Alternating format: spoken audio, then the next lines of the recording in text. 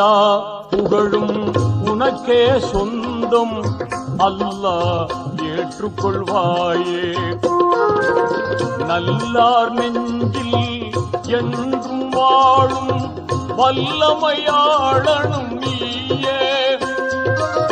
பாங்குடன் எங்கள் துஆவை ஏற்று, பாங்குடன் எங்கள் துஆவை ஏற்று பாவம் பொறுத்தருள்வாயே.